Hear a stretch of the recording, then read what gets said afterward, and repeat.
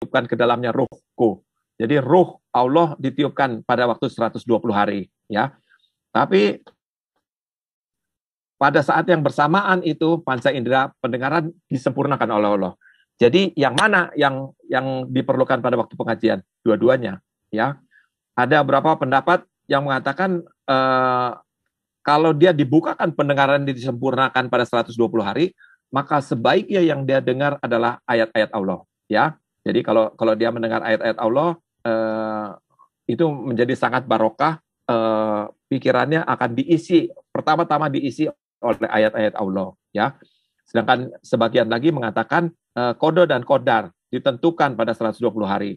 Jadi kita bikin pengajian, kita bikin segala macam supaya Allah kabebenjokeun, kemudian Allah memberikan kodo dan kodar yang baik, ya. Kita tidak segitu pendapat dengan hal itu. Ya, jadi 120 hari hati-hati, ya. Ibu-ibu yang sedang hamil, 120 hari adalah peringatan.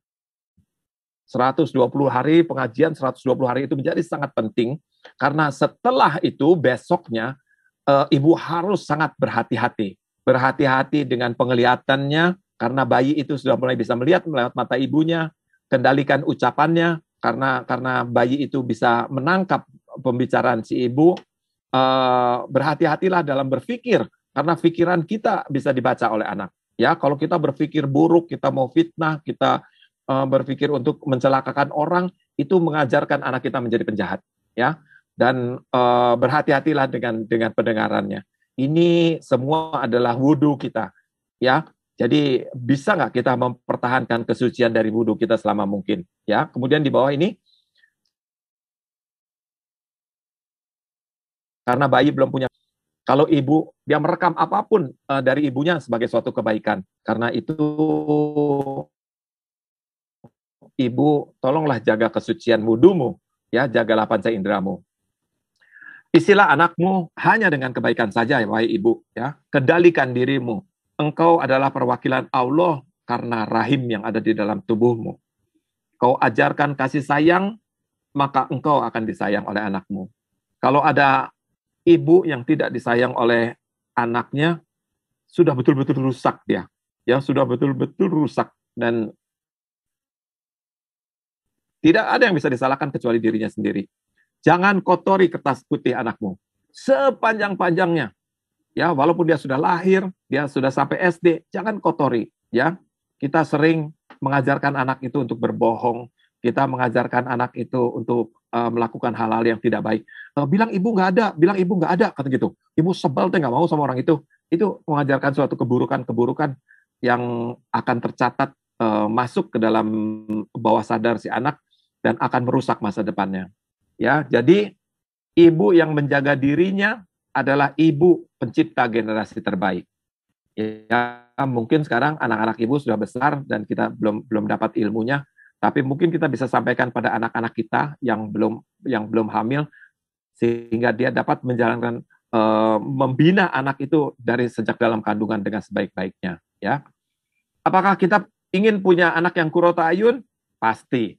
Ya, kalau kita pengen punya anak yang kurota ayun, apa syaratnya? Kita harus kurota ayun dulu. Jangan pengen-pengen tapi kita sendiri nggak melakukan, ya. Jadi kalau mau kurota ayun, kita dulu kurota ayun. Bapaknya kurota ayun dulu, ibunya kurota ayun dulu. Udah bener nggak sholatnya, udah bener nggak puasa, udah bener nggak dia berpikir yang baik. Apakah masih kata-katanya buruk, apakah di dalam WA-nya masih isinya kata-kata kebencian, kata-kata sakwa sangka, dan semua yang dilarang oleh Quran. Ya, ini ayatnya di dalam Al-Furqan 74. Robbana hablana min aswajina wa dzurriyyatina qurrata ayun waj'alna lil muttaqina imama, ya. Jadi karuniakanlah kepada kami keturunan dan istri-istri kami yang menjadi penyejuk mata kami, ya. Jadikanlah kami sebagai imam bagi orang-orang yang bertakwa, ya. Mudah-mudahan anak-anak kita menjadi anak-anak yang bertakwa. Jadi yang penting sekali adalah teladan, ya. Ini yang ketiga, yang paling penting adalah teladan, ya. Rasulullah SAW adalah uswatun hasanah, ya. Jadi ini kita lihat. Jadi sejak dari dalam kandungan penting sekali kita jaga kertas putihnya tetap putih. kalaupun kita isinya adalah sesuatu yang positif. Kita isi ayat-ayat Al-Quran, kita isi dengan solusi-solusi positif. Kalau ibu misalnya ibu hamil, kemudian ibu sangat terganggu karena ibu harus marah gitu ya, atau secara normal ibu akan marah. Bagaimana caranya supaya ibu tidak, kata-kata ibu, kata-kata kasar ibu itu akan tertulis pada kertas putih. Maka ibu berbalik positif. Ibu berkata, "Nak, ibu sakit ini, ibu sakit hati, tapi kita tidak boleh menurut agama itu sakit hati, Nak. Kita harus berpikir, kita harus mendoakan orang agar berubah. Ya Allah yang membolak-balikan hati, berikanlah kami." Jadi dijadikan doa-doa yang positif. Dan doa-doa positif itu yang ditulis dalam kertas putih. Kalau anak itu bisa dia berisi semua hal-hal yang positif, kemudian dia membuat sawar, maka hal-hal yang negatif sukar untuk masuk ke dalam dirinya. Ya. Nah, kalau pada waktu dia udah mulai lebih besar, kita harus ingat-ingat akan gadget. Ya. Jadi gadget itu sesuatu yang harus kita waspadai. Ya, kalau gadget itu pada anak-anak, apakah ibu pernah mengawasi anak-anak bermain game di dalam dengan gadget, dengan iPad, dengan smartphone? Itu saya berapa kali menemukan, lihat anak cucu saya sedang bermain, loh kok ada gambar orang lagi bersanggama, Bu? Itu apa tuh? Kata gitu. Kebetulan saya lihat gitu. Apa tuh? Kata gitu. Ini gimana sih? Saya bilang ke ibunya, lihat dong, ini anaknya lihat kayak ginian, kata gitu ya. Anaknya tenang aja. Opa, itu kan cuman bonus. Karena saya menang bonus. Gila nggak, Bu? Permainan anak kecil itu bonusnya gambar orang sanggama. Dan kita tidak tahu karena kita tidak pernah memperhatikannya. Ya, itu betul-betul terjadi. Itu pada anak kecil racunnya adalah game, sedangkan pada orang dewasa racunnya adalah hoax. Ya, dan itu betul-betul akan merusak, masuk ke dalam, kalau diulang-ulang seperti tadi dilakukan menggunakan nama-nama orang-orang penting, kemudian diulang-ulang berkali-kali, kemudian sesuai dengan hasrat kita, maka dia akan masuk ke dalam alam bawah sadar kita dan tidak bisa dihapus. Ya, maka kita menjadi orang merugi karena jangan-jangan nanti kita menolak ayat-ayat di dalam Quran karena hoax yang masuk secara tematik itu. Jadi kita semua tahu di dalam diri Rasul ada suri tauladan yang terbaik, ya. Terus sampaikan, bacakan tentang Rasul. Buatlah anak kita cinta pada Rasul, ya. Ini adalah suatu tabel yang dibuat oleh Profesor David Hawkins, ya, dari Amerika. Dia mencatat 1000 macam emosi, ya, semua dikasih nomor, semua emosi, dan dia menyusun sesuai dengan kekuatannya. Dan kebetulan sekali, kelihatan sekali, walaupun beliau bukan orang Muslim, tapi ternyata apa yang disampaikan itu adalah Quran, ya. Kita lihat bahwa setengah dari 200 ke atas, ya, dari 200 ke atas itu adalah kebaikan, ya, adalah husnuzon. Kalau orang-orang yang dekat sama Allah, dia akan akan berhasil. Sedangkan orang-orang yang marah, pride itu gengsi, marah, ketakutan, kekecewaan, itu kebencian, itu semua akan menyebabkan kerusakan pada diri kita. Dan inilah yang diarah oleh hoax. Semua hoax itu larinya untuk mengejar ini agar kita rusak. Ya, dan kita rusak, mungkin nanti belakangnya kita akan membenci agama kita sendiri. Dan ini sudah dijelaskan secara jelas oleh Profesor Hawkins, seorang filsuf, ya, seorang filosof. Jadi dia bilang power atau wisdom, ya, kearifan itu adalah semua pencerahan, kedamaian, sukacita, cinta, berpikir, penerimaan, pemaafan, semua itu yang kelakuan hal-hal yang dekat dengan Allah, ya. Itu akan membuat kekuatan yang sangat besar, ya. Bangga, marah, ingin, takut, benci, salah, itu semua akan menyebabkan kekuatan-kekuatan yang ada pada hewan, yang menyebabkan ini sebenarnya adalah manifestasi dari godaan setan, dan ini akan menyebabkan kehancuran pada kita. Ini Profesor David Hawkins, ya, dia di Amerika Serikat, dia sudah meninggal 2012, dan dia seorang psikiater ahli jiwa, juga guru spiritual, ya. Jadi banyak sekali ajaran-ajaran dia yang cocok dengan Islam walaupun beliau tidak Islam, ya. Jadi sayang kita tidak bisa menyatukan Quran dengan beliau sehingga beliau bisa menjadi Islam. Ini salah satu yang bisa dibaca. Dengan kerendahan hati, ya, kerendahan hati itu zuhud, ya. Muncul kesediaan untuk berhenti mencoba mengendalikan atau merubah orang lain, atau merubah situasi, atau merubah suatu peristiwa kehidupan seolah-olah untuk kebaikan mereka sendiri. Jadi kita ingin merubah orang lain seolah-olah untuk kebaikan dia, gitu ya. Padahal nafsunya ada pada kita. Ya, ini sering sekali terjadi hoax. Kita ingin memperbaiki orang seolah-olah kita yang paling benar. Kita ingin memperbaiki agama orang seolah-olah agama kita yang paling benar, ya. Untuk menjadi pencari spiritual yang berkomitmen, kita harus melepaskan keinginan-keinginan untuk selalu menjadi benar, ya, atau menjadi nilai imajiner kepada masyarakat. Faktanya, ego atau sistem kepercayaan tidak seorang pun memiliki nilai apa yang ada apapun bagi masyarakat, ya. Dunia tidak baik atau tidak buruk atau tidak cacat, tidak membutuhkan bantuan dari penampilan kita, ya. Jadi dunia akan tidak ada dunia yang membutuhkan kita. Jadi kita lihat spiral dari petunjuk, ya. Jadi kalau kita positif, kalau kita suudzon, maka seluruh kekuatan kita akan bergerak naik ke atas, ya, hablum minallah, ya. Sedangkan kalau kita ikut pada nafsu dari setan yang selalu dengan suudzon, maka spiralnya akan bergerak ke bawah dan kita akan hancur. Ini dari Profesor Hawkins, ya. Jadi itu yang disebut dengan uswatun hasanah, ya. Spiralnya bergerak ke atas. Pernahkah kita tahu bahwa Rasul tidak pernah marah? Kalau kita bicara Rasul tidak pernah marah, orang akan segera protes. Rasul pernah marah, Rasul sering marah, kata gitu. Dengan berapi-api dia bicara seperti itu. Karena bawah sadarnya mereka sudah kotor. Ya, Rasul itu uswatun hasanah. Uswatun hasanah itu tidak pernah marah, namanya juga uswatun hasanah. Kalau marah itu bukan uswatun hasanah. Karena beliau uswatun hasanah dan akhlak beliau adalah Quran yang berjalan. Beliau tidak pernah marah. Beliau diludahi oleh tetangganya, beliau dilemparin kotoran manusia, beliau tidak pernah marah. Bahkan dilempari batu oleh anak kecil disebut orang gila pada waktu di Taif, beliau tidak marah. Ya, beda sekali dengan kita yang selalu marah. Ya, kenapa kita selalu marah? Karena bawah sadar kita sudah terkotori, ya. Rasul tidak pernah bersuudzon, tidak pernah berpikir buruk. Rasul selalu berujar santun. Rasul selalu zuhud. Walaupun Rasul bisa hidup kaya, beliau memilih hidup miskin untuk menjadi contoh bagi kita, ya. Tapi kita kalau dalam keadaan miskin, kita kemudian merasa kita sangat terdolimi. Padahal Rasul pun sudah memberikan contoh bagaimana hidup miskin. Rasul selalu tersenyum, Rasul selalu cinta pada anak-anak, tidak habis kalau kita bicara tentang Rasul. Bahkan orang non-Muslim pun, kalau dia mau membaca tentang Rasul, dia akan cinta pada Rasul. Kalau ada itu karikatur yang menjelek-jelekan Rasul di Paris atau di Denmark itu, kenapa bisa terjadi?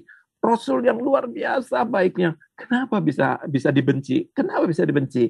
Yang dibenci bukan Rasul, yang dibenci adalah kita. Karena dia tidak tahu menggambarkan kita yang banyak, maka Rasul mah yang dijadikan ininya. Kemudian kita marah. Padahal yang salah kita, tapi yang marah kita juga. Ya, bukan tidak membela agama, tapi kitalah penyebab orang benci. Kenapa Islamofobi? Karena kita, bukan karena Rasul. Rasul itu cinta. Buktinya si Michael Hart itu mengatakan bahwa Rasul itu nomor 1. Ya. Wahai Bapak, Ibu tercinta, kita sudah hampir selesai. Didiklah anakmu dengan cara yang terbaik, yaitu Islam. Ya, jadikanlah Islam kita tuh Islam terapan, Islam yang dilakukan, bukan Islam yang teori. Ya, kita hafal semua Quran dan hadis, kita mencela semua orang dengan Quran dan hadis, tapi keseharian kita tidak jalan. Dikatakan oleh Rasul, pernah tahu nggak apa yang disebut bangkrut, kata Rasulullah? Ada orang yang tidak pernah tidur karena setiap malam dia berzikir, tidak pernah tidur, tapi dia masuk neraka, kata Rasul. Para sahabatnya kaget, kenapa bisa masuk neraka ya Rasul, katanya gitu. Karena hablum minanasnya jelek. Ya, jadi dia hanya memikirkan Allah dan tapi hubungan kemanusiaan yang jelek. Ya, Islam itu penyempurna agama lain. Surat Al-Maidah ayat 5. Jadi kalaupun agama lain itu banyak kekurangannya, memang ya begitulah, karena Islam itu menyempurnakan mereka. Harusnya Islam itu tidak ada kekurangan dibanding agama lain. Islam itu rahmat lil alamin. Rahmat bukan hanya pada muslimin, rahmat pada non-muslim, bahkan pada hewan, pada tumbuh-tumbuhan. Rasul berkata, jangan kalau berperang, jangan sampai merusak tanam-tanaman, jangan sampai merusak pohon-pohonan. Itu rahmat lil alamin, ya. Bagaimana kita memasang poster, kita memaku pada pohon-pohon dan sebagainya, sama sekali kita tidak Islami, ya. Kemudian berlomba dalam kebaikan. Berlomba dalam kebaikan bukan berlomba dalam keburukan, ya. Ayo, kalau orang lain berbuat baik, kita harus lebih baik. Kalau orang lain berbuat baik, kita panas. Tapi kalau dia berbuat baik, ayo kita harus lebih baik. Ya, itu berlomba dalam kebaikan. Surat Al-Baqarah ayat 148. Berpuasa agar menjadi takwa. Apakah kita sudah tua nih, kita sudah berpuluh-puluh kali berpuasa. Apakah kita sudah mencapai takwa? Gitu. Apakah kita sudah betul-betul melaksanakan? Ya. Nah, inilah Islam terapan.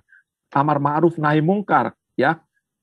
Apakah kita yang selalu diributkan nahi mungkar, tapi dilakukan dengan cara-cara yang tidak ma'ruf, ya. Kita berteriak-teriak nahi mungkar dengan cara-cara yang tidak ma'ruf. Ma'ruf itu duluan daripada mungkar. Tidak pernah dikatakan nahi mungkar amar ma'ruf. Selalu ma'ruf duluan.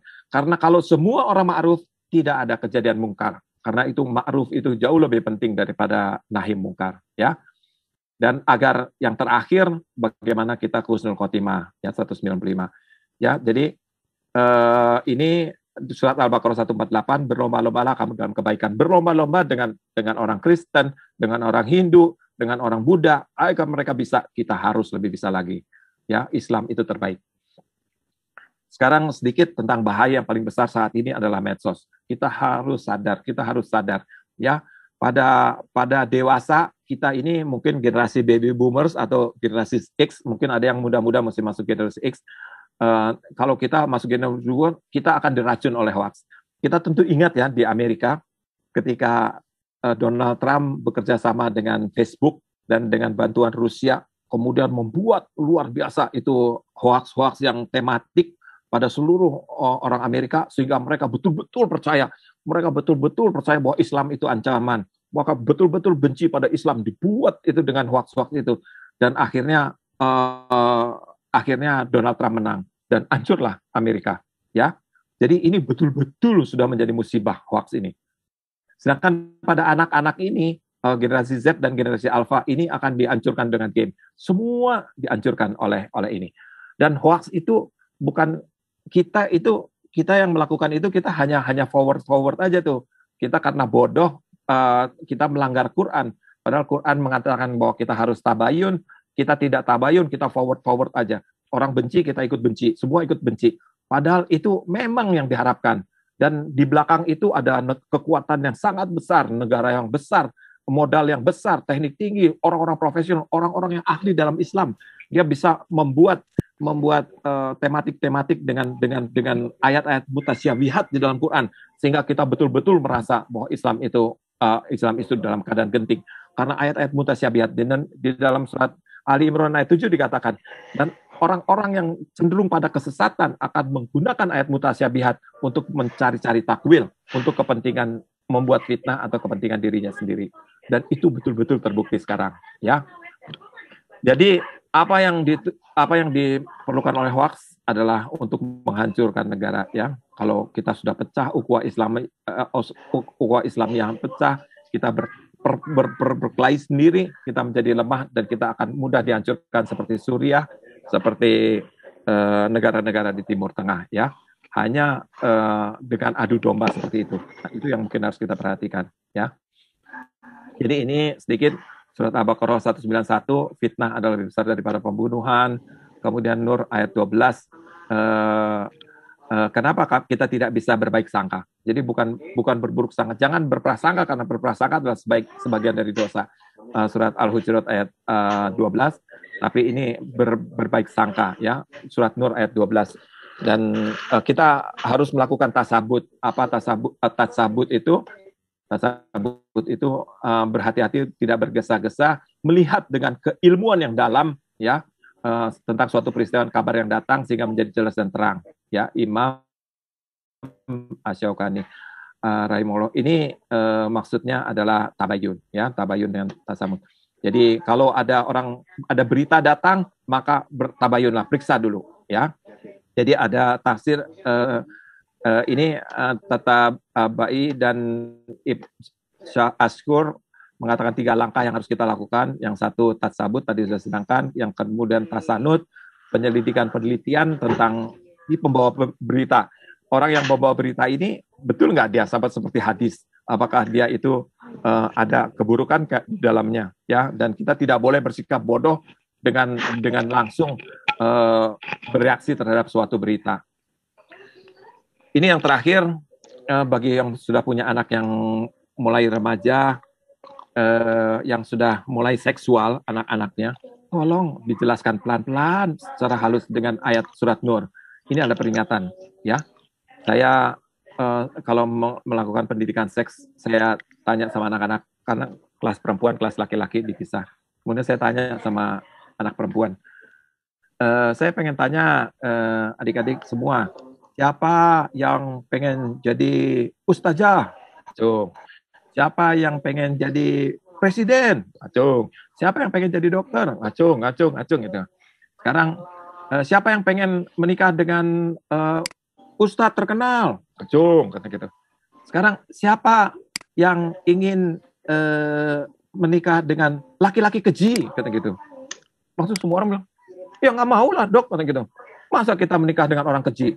Menikah dengan orang musyrik? Mau nggak, katanya? Nggak mau, kata gitu. Nah, baca ayat ini. Coba satu orang maju, baca surat An-Nur ayat 3. Kan gitu. Pezina laki-laki tidak boleh menikah kecuali dengan pezina perempuan. Jadi kita jelaskan, kalau kamu berzina, maka kamu sudah menentukan bahwa jodohmu akan pezina lagi. Kalau kamu mau berzina, maka jodohmu akan pezina lagi. Kalau nanti istri kamu berzina, jangan marah, karena itu adalah permintaan kamu kepada Allah. Kamu meminta istri yang penzina karena kamu melakukan perzinahan. Bisa ditangkap nggak ini pemikiran seperti ini? Jadi kalau kita berbuat keji, kita sering memfitnah, kita sering berbuat jahat seperti di dalam film, dalam sinetron, maka kita akan mendapat suami yang keji. Ini surat Nur ayat 26. Jelas. Hanya laki-laki, perempuan-perempuan yang baik akan mendapat laki-laki baik. Kalau Anda mau laki-laki suami yang baik, Anda harus baik. Kalau Anda pengen anak yang kurotayun, pengen istri yang kurotayun, maka suaminya harus kurotayun duluan, ya. Jadi kita tidak bisa enak-enak meminta, tapi kita harus berbuat dulu, ya. Yang terakhir, jadi menegakkan Islam rahmatan lil alamin secara kafah, tidak hanya dengan menyebarkan kasih sayang pada manusia ya, bukan muslim, manusia, muslim dan non-muslim, tapi juga pada seluruh isi alam semesta. Kita tidak merusak alam, kita tidak merusak bumi, kita tidak melakukan penebangan hutan, dan semua itu dilakukan. Na'udzubillahi minas dzalik. Jazakallah khairan katsiran. Terima kasih, Bu. Baik, alhamdulillahirabbil alamin, telah kita simak pemaparan yang luar biasa ini, begitu detail ya. Dan ini saya merasa kurang bahkan gitu ya kalau mendengar dari awal sampai akhir. Bahkan tadi dokter di awal juga menyampaikan bahwa saat ini begitu banyak, ataupun mungkin dokter melihat dari pengalaman pasien sendiri ya dok ya, mungkin ada yang sulit punya keturunan. Itu sebetulnya memang dialami saya juga dokter, jadi sharing sedikit. Tapi Masya Allah memang dengan kekuatan doa dan apapun yang kita ikhtiarkan, insya Allah memang semuanya akan diwujudkan selama kita yakin bahwa Allah lah yang maha memiliki segalanya ya. Amin. Baik Bapak Ibu sekalian, teman-teman semuanya, dari pemaparan yang sudah disampaikan tentunya ada beberapa pertanyaan yang ingin disampaikan. Tadi saya lihat di room chat ada satu penanya, dari sebelum saya menunjuk ke yang lainnya ya, saya bacakan terlebih dahulu pertanyaan yang sudah masuk dari Teh Siti Khadijah. Di sini disampaikan, Assalamualaikum dok, saya kerap kali merasakan dejavu. Ketika daftar ke salah satu kampus, saya pernah merasa di sana. Ketika mengunjungi suatu tempat, saya merasa sangat mengenal tempat itu. Bahkan ketika menghadapi satu persoalan, saya merasa pernah mengalaminya dan terbayang beberapa alternatif solusi. Terkadang beberapa rekan menganggap saya cenayang. Apakah itu bagian dari pengalaman ibu saya yang saya alami? Ya, Ulang? ya. Gitu. Jadi kira-kira betul ya. Jadi pada waktu ibu hamil, mungkin ibu dari Ibu Siti Khadijah itu seorang perempuan yang aktif, seorang perempuan yang banyak bergerak dan berpikiran luas, ya, karena itu pemikiran-pemikiran ibunya bisa masuk ke anaknya. Ya, memang itulah teori dari déjà vu, dan hal itu menjadi penting sekali bagi kita untuk menjaga kebersihan wudhu kita pada waktu kita sedang hamil.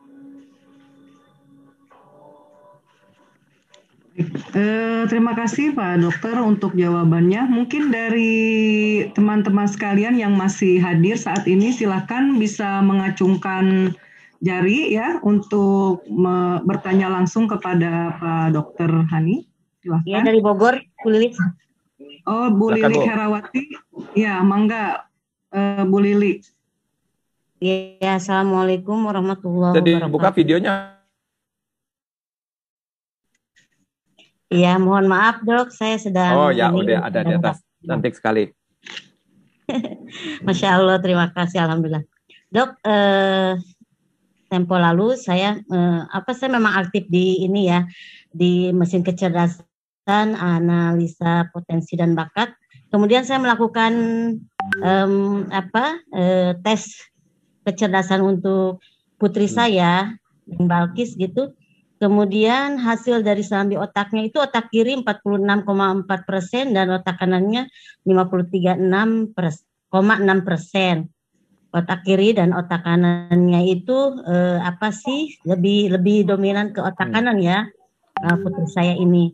Setelah dihitungkan mesin kecerdasan fingerprint. Jadi dia itu otak kirinya logis, sistematis, matematika seperti itu. Kemudian otak kanannya intuitif, kreatif, imajinatif, ya seperti itu ya Dok. Nah, menanggapi hasil dari ini, menurut dokter sendiri, ini bagaimana ya dengan mesin kecerdasan ini? Maksudnya ini teh 100% memang akuratkah?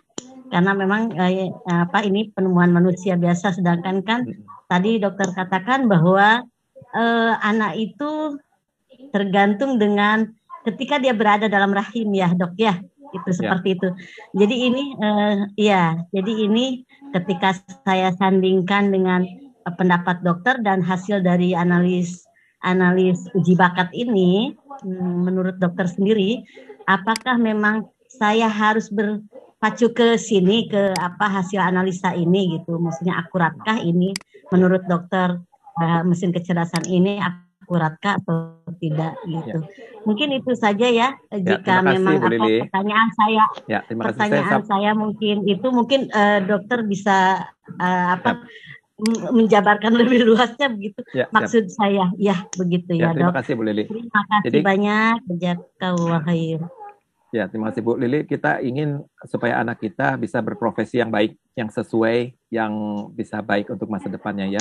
Iya, betul. Untuk dunia dan akhirat. Sebenarnya tadi ada sesuatu yang saya tidak bicarakan sama sekali di sini, yaitu kita sebagai orang tua mempunyai kewajiban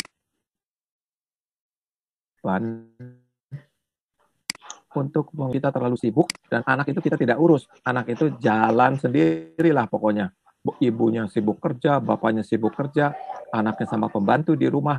Gimana mau bener ya? Terus dia di rumah ya cuman main aja sendiri, nggak ada ini apa-apa, nggak pernah les nggak pernah apa gitu. Jadi sama-sama tidak punya kebisa kecuali mungkin sekolahnya bagus gitu ya.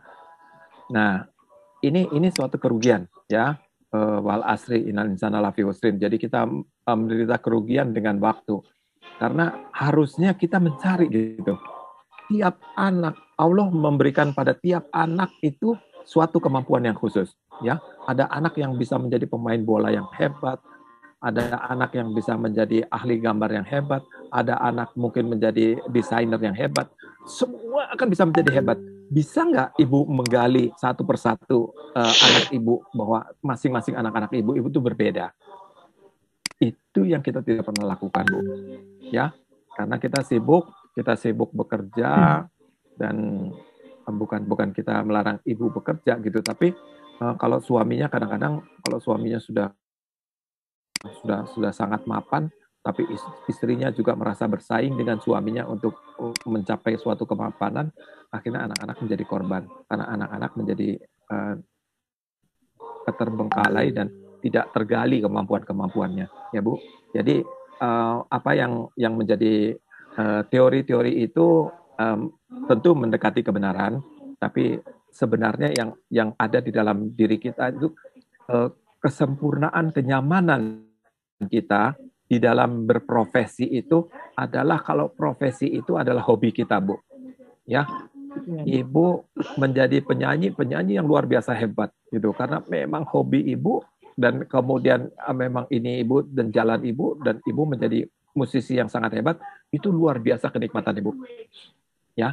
Nah, tapi kalau kita dipaksakan harus jadi dokter, harus jadi ustadz gitu ya, tapi tidak sesuai dengan ininya dia, maka sering sekali malah bukannya berhasil, kadang-kadang malah stres ya. Saya beri satu contoh diri saya sendiri ya Bu ya. Saya itu waktu kecil, saya itu senang menggambar. Kemudian saya ingin menjadi arsitek, Bu. Aduh, cita-cita saya pengen jadi arsitek gitu. Kemudian saya disuruh sama ibu saya ikut tes bakat. Tes bakat itu di Pater Brouwer, mungkin tahu ya, dulu ada Pater Brouwer, seorang psikolog.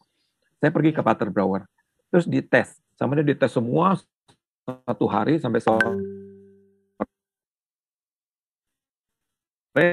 Hasilnya apa? Hasilnya itu Bu.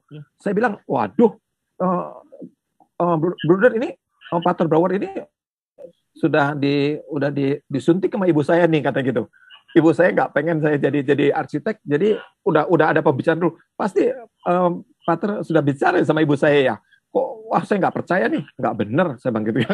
Saya marah-marah Bu ya, gitu. Pada masa marah-marah pada seorang ulama, nggak bener nih. Jadi saya menurut, tapi ternyata betul Bu. Jadi saya di dalam saudara, saya punya suatu saudara sepupu kita seumur ya Bu ya, dia di Jawa Timur. Dia tuh pengen luar biasa jadi dokter. Saya pengen 100% jadi arsitek, dia 100% pengen jadi dokter. Tapi apa yang terjadi? Dia pergi ke Australia, karena di Australia itu untuk masuk ke kedokteran itu harus straight A semua, harus semuanya nilainya A. Dia tidak cukup nilainya, maka dia masuk arsitek. Dia betul-betul stres karena dia masuk arsitek, Bu. Jadi dia sangat stres, dan kebetulan saya masuk di kedokteran. Waktu itu saya pergi ke Australia, saya menghibur dia karena dia sahabat saya yang paling dekat. Saya menghibur, mungkin sudah Tuhan yang menentukan begitu. Jalanin aja deh, karena gitu, seorang arsitek yang luar biasa dengan prestasi internasional, yang mendapat penghargaan internasional di mana-mana, dan saya bilang, benar ya, saya bilang gitu, kalau kamu jadi dokter mungkin kamu nggak laku prakteknya. Memang sudah Allah memberikan yang terbaik buat kita. Kita syukuri saja apa yang kita miliki. Saya merasakan bersyukur dengan profesi saya sebagai dokter, dan dia bersyukur profesinya sebagai insinyur. Jadi apa yang kita inginkan ternyata ya Allah sudah menentukan. Ya Bu. Ya.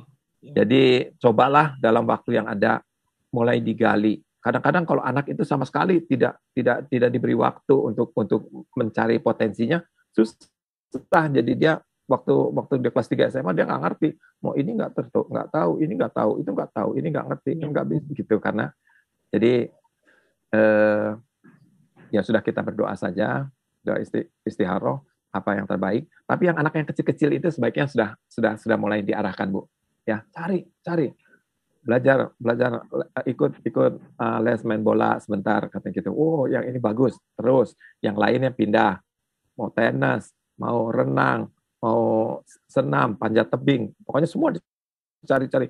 Jadi nanti kalau ibu punya anak, 1 jago panjat tebing, 1 jago tenis, 1 bacaan Qur'annya luar biasa. Nah, itu tiap anak mempunyai sesuatu, dan ini sangat penting.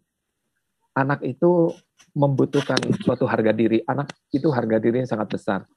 dan kita harus mengisi harga diri itu dengan keputusan. Kalau anak-anak yang berprestasi, anak-anak kecil yang berprestasi itu biasanya mereka masa depannya lebih aman. Karena mereka kalau dia lagi stres, kalau dia berenang, dia lagi stres, dia pergi ke kolam renang, berenang-berenangnya tidak tahu apa-apa gitu. Terus dia mau apa, mau ini bete, mau itu bete, mau ini bete, mau itu bete, akhirnya jadi lari ke narkoba, Bu. Iya. Nah, itu kesalahan kita. Ya. Jadi kita harus melihat Allah memberikan potensi pada setiap anak. Setiap anak itu harus menjadi nomor 1, ya, dan kita harus mencarinya. Ya, Bu. Mudah-mudahan terjawab, tidak persis. Apa yang sudah yang tes psikologi dan sebagainya, ya kita jalani saja, tapi tidak harus menjadi suatu patokan yang 100%. Ya, baik, Dok. Baik, Bu Lili, mudah-mudahan sudah terjawab ya, karena di sana di belakang sini masih banyak yang antri ingin bertanya. Namun harus saya sampaikan juga di sini bahwa rencananya kita ini memang dibagi beberapa sesi untuk pertanyaan. Sesi pertama itu 3 ya, ini baru 2. Mungkin saya persilahkan tadi Bunda Dewi ya yang sudah raise hand. Silahkan bertanya langsung ke Pak Dokter. Tolong singkatnya saja ya, Bu Lilis. Terima kasih ya. Terima kasih Bu Lili. Mudah-mudahan anaknya memilih yang baik ya. Barakallah. Mangga. Assalamualaikum warahmatullahi wabarakatuh, Pak Dokter. Waalaikumsalam. Saya ingin bertanya satu. Ada pengaruh nggak kalau anak yang jauh dari ayahnya? Yaitu anak kami LDR, anak dua-duanya jauh dari ayah. Ada pengaruh nggak ke anak ketika anak jauh sama bapak? Terus yang kedua, untuk mengalihkan supaya ketika anak memang mengikuti kegiatan di sekolah, mengikuti tugasnya, mengikuti semua. Tapi untuk supaya mengalihkan tidak terlalu ke game sama ke Korea itu bagaimana? Ada nggak? Ke game. Sama itu kan anak bilangnya game, repressing, main iya, repressing Bunda, cara gitu. Ya itulah. Ke game sama satu lagi ke Korea, tapi di sekolah dikerjakan, tugas dikerjakan, semua dikerjakan. Cuma untuk mengalihkan seperti Korea? Itu. Iya, yang perempuan seneng ke Korea gitu apa? Film-film Korea gitu kan. Nah, drama Korea, balas nyanyi segala macem. Yang kata dokter tadi bilang nggak boleh suudon, kita harus suudon sebagai orang tua. Tapi tetap aja suka ada pemikiran di orang tua tuh khawatir. Mungkin itu aja, Dok. Jadi, terima kasih. Kalau anak senang main game, justru kita ikut main game. Kalau anak sudah lebih besar ya, dan kita udah kuliah. Makanya kita mengajarkan dia untuk melakukan game-game yang hebat-hebat gitu, yang merangsang pikiran dia. Jangan game-game yang sembarangan gitu ya. Tapi ini ada game yang canggih nih. Coba kamu bisa nggak? Coba kamu bisa nggak? Dirangsang. Jadi kita seolah mendukung dia, tapi kita terus meningkatkan dia ke hal, karena game itu kan juga berhubungan dengan kecerdasan, Bu. Tapi kita harus tahu bahwa jangan game-game yang nggak benar tuh, ya, karena banyak game-game yang nggak benar. Ada kan Ibu tahu ya, ada game Jepang itu yang bisa menyebabkan banyak anak bunuh diri dan sebagainya itu. Nah itu kan yang ada musik yang menyebabkan orang menjadi gila dan sebagainya. Nah itu hal-hal kita harus hati-hati sekali. Nah kalau jauh hubungan dengan bapaknya, sekarang kan sudah era digital ya Bu ya. Jadi komunikasi lancar sih Dok, kalau komunikasi lancar. Dari dalam kandungan memang di kandungan juga bapaknya nggak pernah datang gitu, tapi komunikasi lancar sampai sekarang. Ya. Itu ngaruh nggak ke psikologi anak? Biasanya kalau dia paling tidak lah dia cinta sama bapaknya, hubungan baik ya, tidak negatif gitu. Mudah-mudahan bisa. Yang sangat sukar kalau kita misalnya bercerai gitu ya. Nah kalau kita bercerai itu hubungan dengan bapaknya putus sama sekali gitu ya. Kadang-kadang dia membenci bapaknya dan sebagainya, itu tidak normal. Mungkin tugas seorang ibu itu walaupun kita bercerai, tapi bagaimana kita bisa berbicara positif tentang ayah ya. Jangan kebencian kita, emosi kita yang negatif kita luberkan kepada anak supaya anak benci sama bapaknya juga. Itu betul-betul seton ya Bu ya. Ini nggak boleh. Kita harus selalu berpikiran positif karena anak itu tidak boleh gagal seperti kita. Nggak cerai ya, Dok? Nggak cerai. Bukan. Maksudnya kalau cerai kan lebih susah lagi tuh. Ya. Kalau cerai kan kadang-kadang kalau kita di film-film tuh nggak tahu sama sekali bapaknya ada di mana gitu ya. Gitu kan. Di Indonesia sih tidak sampai sebegitu. Tapi bisa terjadi dan bagaimana caranya supaya itu tidak melukai kecerdasan si anak dan mengotori kertas putihnya. Oh, ya gitu. Ya Bu, Oke, tapi oke. kalau selama hubungan dengan bapaknya komunikasinya baik, nggak ada masalah. Oh, siap. Jadi makasih dok. Ya, Terima insyaallah kasih. Bu, ya, mangga.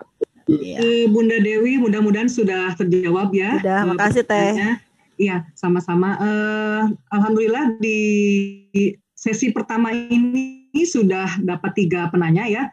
Saya tanya dulu sama audiens semuanya, boleh kita nambah sesi lagi atau dicukupkan saja?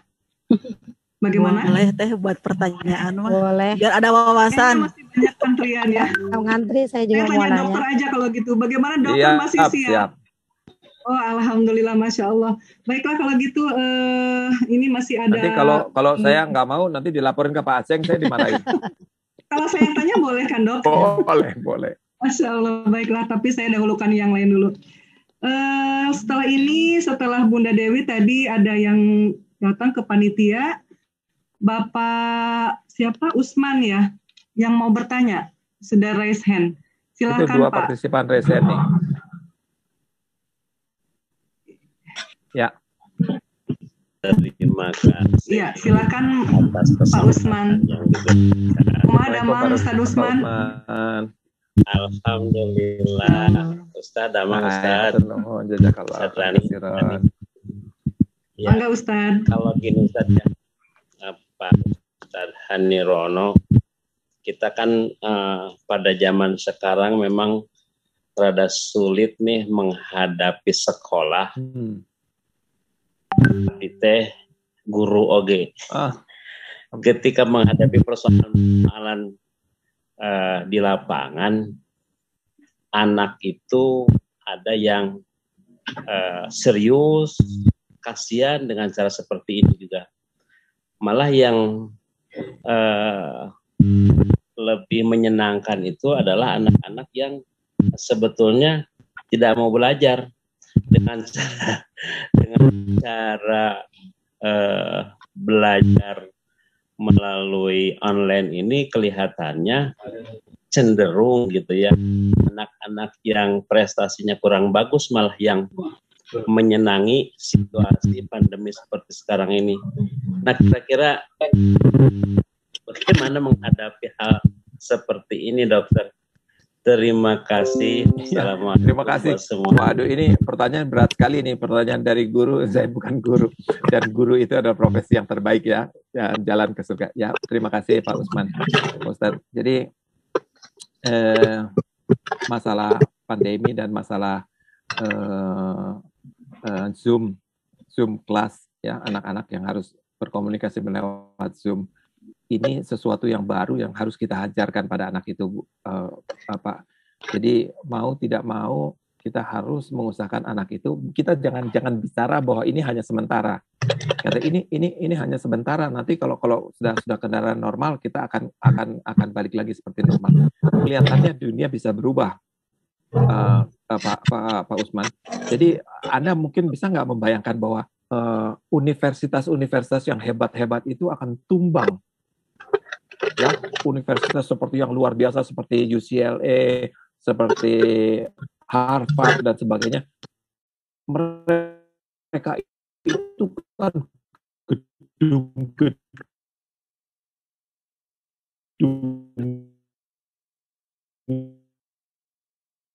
itu luar biasa, perawatannya sangat mahal dan bisa nyewa.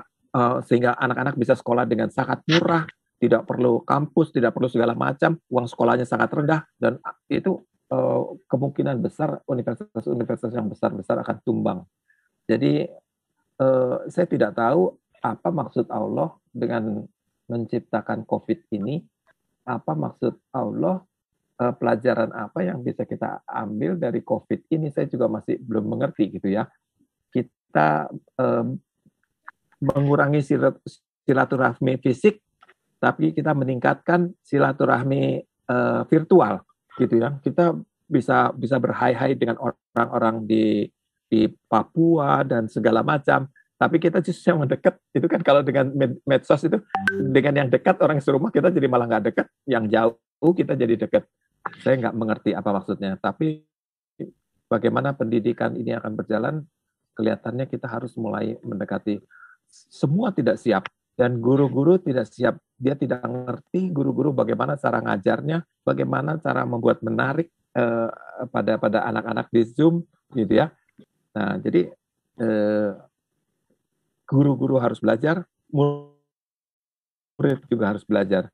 Tapi kemungkinan besar mungkin Allah akan menentukan bahwa nanti Zoom ini akan menjadi sesuatu yang lumrah. Ya, jadi hubungan dokter dengan pasien juga mungkin nanti tidak banyak dengan kontak kecuali operasi. Ya, jadi semua bisa berubah. Semua bisa berubah. Hubungan orang tua mungkin juga bisa berubah. Jadi nanti dengan Zoom ini, terus nanti ada tipu-tipunya Zoom lagi kan gitu ya. Jadi kalau lagi ujian, lagi kuliah itu mungkin kalau di guru, tapi kalau guru-guru S3 itu sudah lihat nih. Jadi mahasiswa itu membuat video yang diputar berulang, nanti dia bergerak. Padahal dia nggak ada di tempat gitu. Jadi dia membuat video yang dia bergerak-gerak terus diputar terus. Jadi orang-orang yang lihat sangkanya dia lagi ada di situ, padahal ternyata dia tidak ada, dia pergi. Begitu dipanggil dia tidak keluar gitu, ketahuan bahwa bohong itu videonya. Jadi ya itu hal-hal yang harus kita sikapi, harus kita pelajari. Ya, tapi memang guru itu luar biasa sekali. Bagaimana kita bisa, tidak ada anak yang bodoh, dan kalau ada anak yang bodoh, kelihatan ada masalah pada keluarganya. Dan apakah guru itu sampai akan mengurai masalah-masalah dia di dalam rumah dan sebagainya? Ya, atau ada guru-guru yang hanya sekedar di bangku sekolah, sesudah di luar tidak ada hubungan lagi. Nah, guru yang mana yang terbaik? Ya mungkin Pak Usman nanti yang bisa jawab. Tapi saya tidak bisa jawab, pertanyaan sulit sekali, Pak. Terima kasih, dokter. Baik, Pak Usman, mudah-mudahan sudah terjawab ya pertanyaannya sama dokter langsung. Ini sebetulnya masih banyak sekali pertanyaan yang masuk, tapi memang kami panitia membatasi untuk penanya. Di sesi kedua ini saya beri kesempatan 2 orang lagi yang sudah ada di room chat dengan Bu Rita. Silakan Bu Rita menyampaikan langsung pertanyaannya. Bu Rita.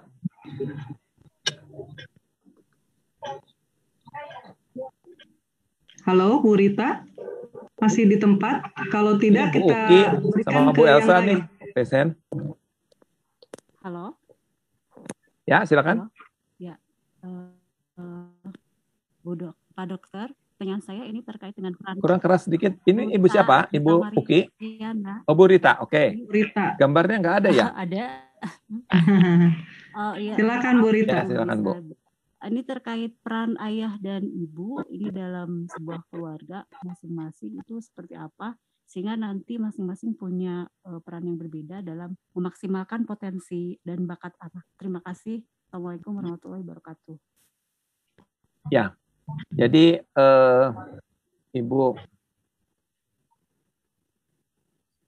mungkin banyak yang tidak sependapat dengan saya, tapi sebenarnya suami istri kan harus bersatu ya. Kalau dua-duanya mengejar prestasi dan dua-duanya berpisah rumah dan sebagainya, maka sebenarnya pernikahan seperti apa yang diharapkan gitu ya. Harusnya susah senang bersamalah dijalani dengan segala kesulitannya. Dan laki-laki dan perempuan itu kan berbeda. Yang satu diciptakan Allah dengan kekuatan otak kanan, yang satu diciptakan dengan kekuatan otak kiri. Dan suami dan istri itu harus saling menasehati sehingga terjadilah keputusan yang benar. Jadi itulah pentingnya di dalam suatu keluarga. Jadi kita berbicara dengan istri, jangan menganggap enteng misalnya istri saya nggak tahu apa-apa, gitu, nggak boleh. ya gitu, atau suami saya nggak tahu apa-apa gitu misalnya. Kita harus mendiskusikan agar kemampuan otak kiri dan otak kanan itu menjadi suatu kekuatan di dalam rumah tangga, ya. Mungkin sekarang bekerja jauh dengan adanya smartphone, kita bisa sehari bisa video call selama berkali-kali, mungkin agak mending dibanding zaman dulu ya, gitu. Tapi sama-sama kita harus mencari. Jadi mungkin suami bisa melihat apa kemampuan si anak, ibunya bisa melihat dari sudut yang lain, nanti kita diskusikan kira-kira anak ini mau kita bawa kemana gitu. Yang anaknya senang. Jadi kalau anak itu bekerja di dalam suatu bidang yang merupakan hobi dia, itu yakinlah itu adalah pekerjaan yang paling menyenangkan, ya. Jadi kalau bisa betul-betul anak itu bekerja pada suatu bidang yang dia sukai dari kecil, ya, sama seperti misalnya si Rafael Nadal gitu, dia menjadi juara 20 kali tenis, dia dari 4 tahun udah mimpi dia untuk masuk ke lapangan tenis, dan ternyata dia betul-betul menjadi orang kaya, sangat kaya dengan tenis. Jadi itu suatu kenikmatan yang luar biasa. Jadi mungkin itu jawaban saya. Silakan. Baik, sudah cukup ya. Ya. Jawabannya untuk Ibu siapa tadi? Bu Rita ya? Bu Rita. Iya, Bu Rita. Mudah-mudahan terjawab. Nanti kalau tidak puas, nanti bisa bertanya lagi di lain kesempatan mungkin ya, Dok ya. Ya. Satu lagi penanya terakhir, ini sudah ada 2 orang raise hand antara Elsa dan Rukia. Aduh, saya bingung nih teman-teman saya semuanya. Kalau saya lihat susunan di situ, yang raise hand duluan kayaknya Bu Elsa nih, punten banget. Nanti kalau masih dokter berkenan mungkin bisa tambah sesi, tapi boleh dua-duanya. Soalnya Ibu Rukiah itu kan sistem pengobatan dari itu Ibu Nawawi. Nanti dijawabnya langsung ya, jadi silakan. 2 penanya gitu ya. Mungkin ya, seperti itu ya. Iya. To the point ya Bu Elsa, silakan. Iya. Terima kasih Pak Dokter. Begini Pak Dokter, anak saya dua-duanya mengalami masa-masa 3 tahun itu melihat kekerasan, Dok. Jadi melihat saya mengalami kekerasan rumah tangga. Itu pengaruh psikologi ke anak itu apa? Akan terus berlangsung sampai mereka dewasa atau bisa dikendalikan? Karena yang saya lihat emosinya akan kurang terkontrol pada saat mereka agak kecewa atau mengalami hal-hal yang menekan perasaan mereka akan meledak seperti itu, Dok. Jadi kadang-kadang ada kekhawatiran ada gangguan psikologi yang tanpa mereka sadari terjadi itu pada saat kecilnya mereka melihat kekerasan yang dialami ibunya gitu, Dok. Itu aja sih, Dok. Terima kasih, Bu. Saya sangat mungkin hal itu sangat mungkin, Bu, ya. Karena terkotori ya kertas putihnya dia pada waktu dia kecil. Tapi mungkin harus diperhatikan ada masa pubertas ya. Dan masa pubertas itu anak-anak yang normal pun dia akan mengalami gangguan. Jadi jangan pada waktu usia pubertas itu terus kita menilai over pada seorang anak gitu. Karena kalau pada waktu pubertas kita harus sabar, kita harus ngalah terus, orang tuanya ngalah terus untuk membuat dia jangan makin kesel gitu, ya. Dan nanti pelan-pelan setelah dia marahnya hilang, baru kita jelaskan pelan-pelan gitu ya. Jadi bagaimana anak itu bisa melewati masa pubertas dengan aman. Kalau setelah dia lewat masa pubertas ternyata masih ada hal-hal yang negatif seperti itu, Ibu kelihatannya bisa menghubungi ahli-ahli hipnoterapi, Bu. Ada ahli-ahli hipnoterapi Islam. Ya, saya punya teman yang ahli hipnoterapi Islam, jadi dia akan menggali dan membenarkan dengan ayat-ayat Quran gitu. Jadi mungkin banyak sekali akan bermanfaat, banyak sekali tertolong. Ada hal-hal yang kadang-kadang lucu sekali gitu, Bu. Jadi ada seorang anak ya dibawa ke tempat hipnoterapi. Saya baru tahu nih lihat orang hipnoterapi. Jadi ada seorang mahasiswa Bu, itu kalau dikasih pisang molen itu, dia sampai teriak-teriak Bu, sampai mau pingsan. Pisang molen seorang pisang molen. Takut. Kenapa sampai kencing Bu kalau dilihat pisang molen. Terus orang tuanya bawa dia ke ahli hipnoterapi dan ada satu sistem kan, dikejar terus ibunya ada di situ, dikejar terus. Jadi mulai pada waktu remaja turun lagi terus dikejar, tidak pernah ada masalah sampai ketahuan pada usia 4 tahun. Pada usia 4 tahun anak itu, ibu kalau hipnoterapi itu ya ditarik kembali masalah itu, si anak itu ngomong seolah-olah ibunya.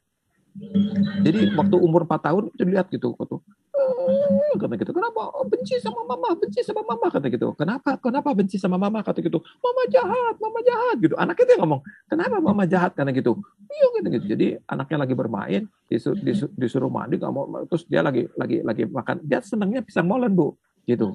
Terus si ibunya tuh karena udah kesel sama si anak itu, pisang molen itu ditimpukin ke si anak itu, mati lo kena pisang molen lo kata gitu. Dan itu tidak bisa dilupakan sama si anak. Sejak saat itu dia benci sama pisang molen. Nah setelah digali ketemu, terus kemudian jadi kamu masih marah sama ibu? Marah kata gitu. Kamu bisa maafkan ibu kamu? Tidak bisa maafkan. Tapi kan di dalam Islam itu kan kita harus memaafkan. Allah senang pada orang terus gitu. Sampai akhirnya sudah ridho maafkan ibu. Ya saya maafkan ibu. Betul maafkan ibu. Betul maafkan ibu. Terus begitu dia sudah sadar, dikasih pisang molen dimakan Bu. Jadi trauma-trauma coretan-coretan pada kertas putih itu bisa dihapus juga dengan hipnoterapi. Tapi hipnoterapi itu juga bisa negatif Bu. Saya yakin ya, seperti orang bom bunuh diri, kemudian orang ingat ya di Sarinah itu, dia nembak-nembak, orang polisi aja pada ngumpet-ngumpet, dia nembak-nembak seperti lagi main-mainan aja, karena di kepala dia udah surga Bu. Aduh, habis sebentar lagi masuk surga. Itu pengaruh hipnosis Bu. Ya, jadi hipnosis itu. Jadi saya juga bilang sama teman saya, bisa nggak orang-orang di penjara itu dihipnosis supaya diluruskan kembali trauma-trauma abnormal itu dihilangkan. Jadi memang hipnoterapi itu bisa positif, bisa negatif. Ya. Ya, terima kasih dokter. Ya, mangga. Silakan Bu. Oke. Ibu Rukiah. Assalamualaikum Pak Dokter. Assalamualaikum. Ibu sudah di Rukiah Bu? Merukiah diri sendiri ya Dok. Jadi gini Pak Dok, sebenarnya tadi agak berkaitan dengan pertanyaan Ibu Elsa. Ada coretan-coretan mungkin di kertas putih yang mungkin sedikit atau banyaknya itu mempengaruhi perkembangan anak saya gitu kan. Terus secara bertahap mungkin saya agak-agak sedikit memotivasi dengan yang positif-positif gitu, dengan kebaikan-kebaikan, mengajarkan kebaikan-kebaikan gitu. Apakah itu akan sedikitnya menutupi coretan-coretan itu? Mungkin tadi agak terjawab sedikit ya Pak Dok ya. Tapi yang saya alami sekarang ini, jadi anak itu agak sedikit nggak tertutup sama sekali, tapi ada hal-hal yang mungkin dia tutupi, tidak ada keterbukaan terhadap orang tua. Jadi ketika saya tanya siapa dia atau temannya siapa, mungkin dia agak entah itu dia malu apa gimana, tidak mau curhat kepada saya. Apakah itu dari coretan-coretan, apa akibat dari coretan tersebut atau gimana? Terus bagaimana tindakan selanjutnya untuk saya pribadi, untuk dua putri saya yang sedang beranjak dewasa? Ini terima pada kasih. Pak Muslim nih. Kalau saya boleh usul ya Pak Muslim, ada teman saya yang namanya Pak Gani Yurdani itu murid Pak Aceng juga, dia di Garut. Mungkin bisa satu waktu diundang untuk bicara soal hipnoterapi. Ya mungkin bisa, saya nggak tahu apa bisa hipnoterapi langsung lewat Zoom ya. Jadi hipnoterapi itu bagaimana sih kerjanya hipnoterapi, bisa luar biasa sekali itu hipnoterapi itu. Ya pengalaman saya sebagai dokter kandungan, kalau hipnoterapi untuk orang yang melahirkan itu tidak dibius loh, jauh lebih hebat daripada diila atau segala macam dibius itu. Jadi hanya di itu, kemudian dia sama sekali diinfus, dijahit pun tidak pakai inbius, tidak pakai pembiusan, nggak terasa sakit dia karena pengaruh hipnosisnya itu. Jadi saya pikir luar biasa. Dan itu kan bukan obat ya. Jadi sangat, tapi memang mencari ahlinya atau agak sukar. Jadi Ibu seperti kasus Ibu Elsa dan Ibu Uki Rupiah ini mungkin bisa dijelaskan nanti, beliau itu akan menjawab dengan lebih jelas. Nanti Pak Muslim kalau mau nanti saya kasih nomor HP-nya, bisa dikontak. Ya, boleh tuh Pak Dok. Untuk mungkin banyak yang ibu-ibu yang mungkin perlu. Kira-kira kita takut ada coretan-coretan di dalam kertas putihnya yang ingin kita hilangkan supaya dia bisa Iya, non Dok. traumatis di dalam menjalani masa dewasanya, ya. Hmm. Jadi mungkin jadi itu seperti itu ya Bu ya. Jadi kalau proses betul-betul sampai sekarang bilang, mungkin kadang-kadang ibu bisa mencoba sendiri dan bisa menghilangkannya, tapi kadang-kadang sukar. Ya, anak-anak yang kadang-kadang nakal, nggak tahu kenapa nakalnya kok nggak bisa diatur sama sekali gitu. Kadang-kadang ada sesuatu coretan-coretan yang mengganggu, ya. Nah, itu hal-hal seperti itu. Mungkin nanti Pak Muslim kesempatan yang lain mungkin bisa diundang. Orang Garut juga nih, dekat-dekat Tarogong juga. Ini sama-sama satu daerah nih. Baik, terima kasih atas pertanyaan dan jawabannya dari Pak Dokter. Sebetulnya ini masih banyak ini Pak Dokter, penanya yang masih ngantri di belakang. Tapi saya bingung ini bagaimana ya berhubungan dengan masalah waktu juga, mungkin khawatir Pak Dokter juga mau istirahat, yang lainnya juga mungkin sama. Yang jadi masalah kan ini tidak bisa menjawab pertanyaan dengan 1 tambah 1 gitu, karena kita harus berbentuk uraian. Jadi memang jadi yang nanyanya makan waktu, yang menjawabnya makan waktu. Iya betul. Tapi nanti kita bisa adakan lain kali lagi kalau misalnya masih ini. Ya, mungkin nanti kita insya Allah kalau dokter masih berkenan kita undang lagi ya mungkin dokter di pertemuan berikutnya ya. Saya rasa untuk pertemuan kali ini kita cukupkan saja. Terakhir mungkin ada satu lagi penutup. Ini kebijakan dari panitia, karena satu lagi tolong dibacakan di room chat. Apakah hubungan suami istri yang LDR melakukan kewajibannya melalui virtual dengan onani dan masturbasi itu boleh atau tidak? Ada pengaruh ke jiwa suami istri itu kah? Begitu. Ini yang bertanya 16 tahun LDR dengan suami, kewajiban kepada suami harus dilaksanakan walaupun dengan virtual. Begitu Pak Dokter. Bagaimana jawabannya Pak Dokter? Silakan. Ini saya nggak bisa jawab karena ini berhubungan dengan etik ya. Jadi ini mungkin di sini kan ustadz-ustadz semua, jadi lebih ini. Saya pernah diundang untuk bicara di kelompok NU ya, kemudian untuk berbicara soal ini, dan akhirnya ada 100 ustadz waktu itu, ustadz kiai, dan mereka voting, akhirnya votingnya jawabnya tidak boleh. Jadi saya menjelaskan apa segi positif negatifnya. Sesudah itu saya keluar, kemudian mereka berembuk, kemudian untuk membuat ijma gitu. Kemudian ijma ulama, akhirnya saya tanya, Pak Kiai gimana hasil ijmanya? Hasil ijmanya tidak boleh.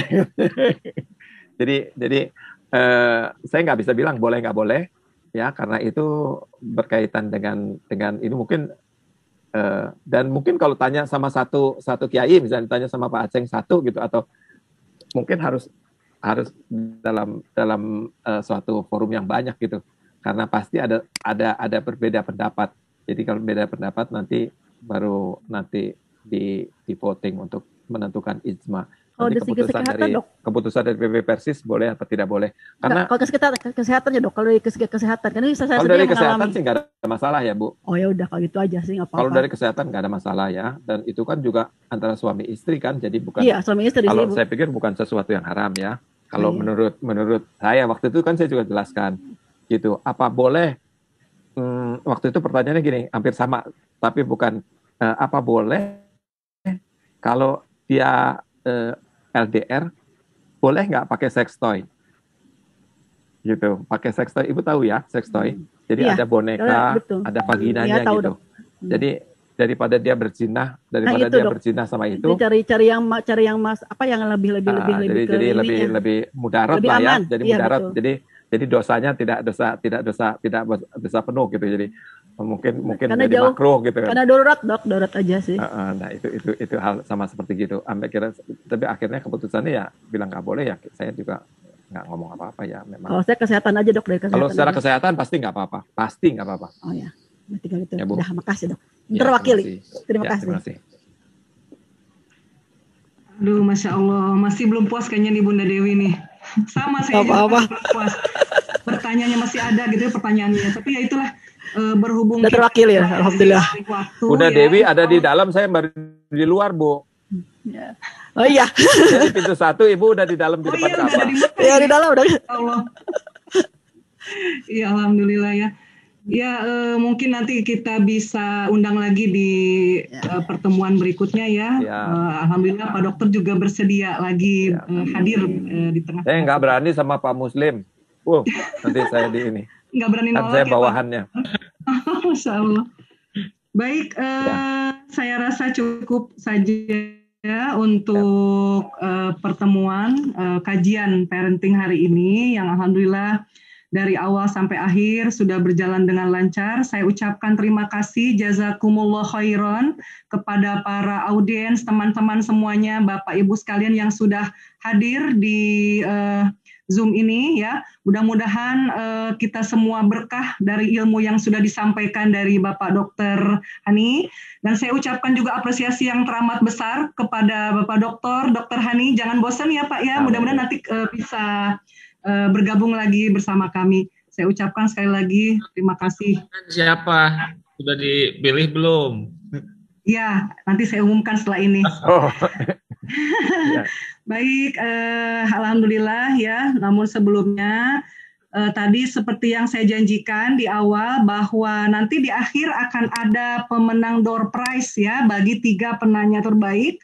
Alhamdulillah panitia sudah memilih penanya terbaik. Yang pertama ada Teh Siti Khadijah. Ya, selamat.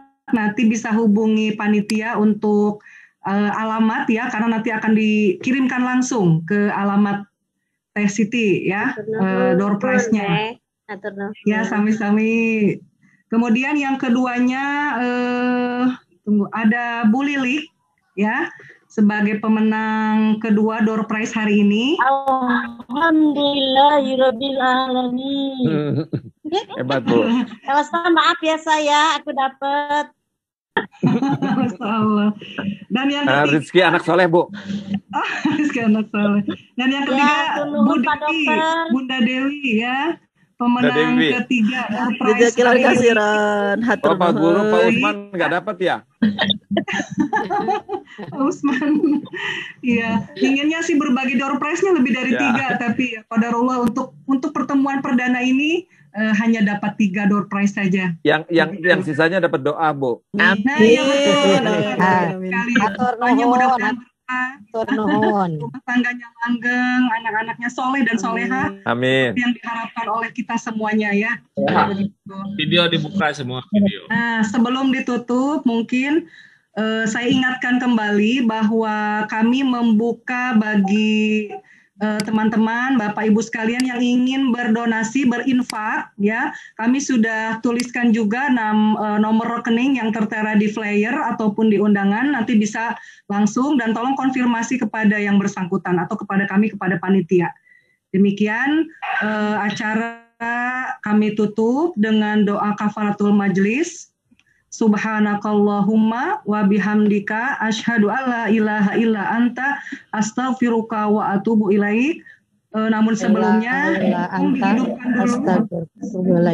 dihidupkan kameranya ya, karena kita akan foto bersama dulu. Siap Pak Mufti ya, siap ya kameranya? Atau Pak Muslim nih yang, oh iya siap. Baik. Tolong dinyalakan yang belum nyala kameranya karena akan foto bersama terlebih dahulu. Pak Dokter Muslim mungkin. Oh, Pak Dokter aja. Mau ambil sesi fotonya. Oh, mangga. Jangan rebutan. Semua senyum ya. Siap. 1, 2, 3. Ya. Satu lagi yang belum sebelahnya. Ini videonya dibuka dulu semua. Tolong dibuka dulu semua. Siap. 1, 2, belum semuanya.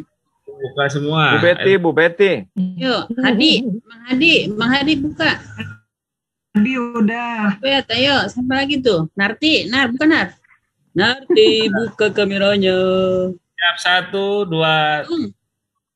Semuanya dibuka. Sekali lagi, 1, 2, 3. Sekarang kembali yang Ayo awal. lagi. Tangan kepalkan semua ya. Ya, 1, 2, 3. Telat. Ulang lagi. Pak Dokter Muslim telat. Ulang lagi.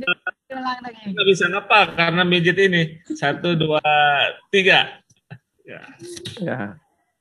Nah, baik, sekali lagi kita tutup saja acara ini dengan hamdalah bersama-sama. Alhamdulillahirobbilalamin. Wassalamualaikum warahmatullahi wabarakatuh. Semoga semuanya sehat ya. Waalaikumsalam warahmatullahi wabarakatuh. Yang kena COVID. Terima kasih Pak Dokter. Mohon pamit ya. Selamat berlebaran. Selamat berlebaran. Assalamualaikum. Terima kasih. Salam untuk Pak Aceng yang dekat-dekat Garut. Yang angkatan 10 tolong jangan lift dulu. Izin pamit. Angkatan 10 tolong jangan lift dulu. Selain angkatan 10 silahkan bisa meninggalkan ruangan Zoom ini.